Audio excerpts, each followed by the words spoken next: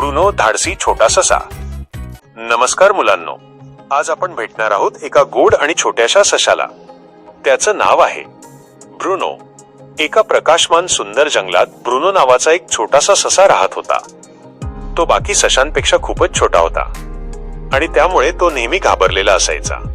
इतर ससे झपाझप उड्या मारत धावत, पण ब्रुनो मात्र आपल्या बिळाजवळच राहायचा की कधी पडू नये, हरवू नये. बिचारा ब्रुनो. एका दिवस जंगलात ग्रेट फॉरेस्ट रेस नावाचा एक मोठा कार्यक्रम होता. सगळे प्राणी जमले, मजा मस्ती सुरू होती. ससे तर एवढे तयार होते की जणू ते आत्ता आकाशात उडणारच. पण ब्रुनो तो झुडुपामागे लपून बसला होता. तेवढा तिथे एक निळा पक्षी आला आणि तो ब्रुनोला म्हणाला, ब्रुनो, तू शर्यतीत का जात नाहीस? ब्रुनो छोट्या आवाजात अडखळत म्हणाला, मी खूप छोटा आहे, मी कधीच जिंकणार नाही.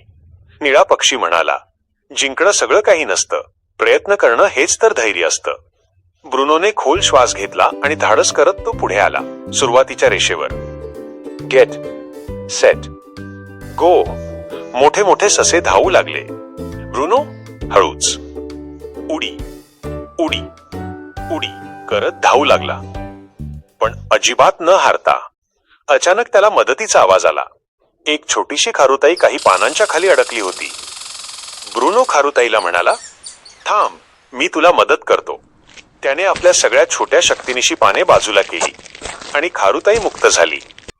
खारुताई म्हणाली, धन्यवाद ब्रुनो.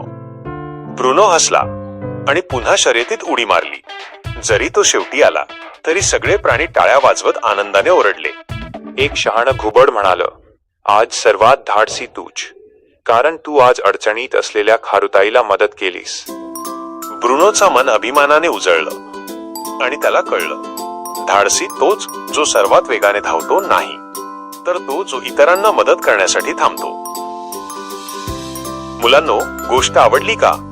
जर हो तर लाईक, शेअर आणि सबस्क्राईब करायला विसरू नका. पुन्हा भेटूया एका नव्या सुंदर गोष्टीसह.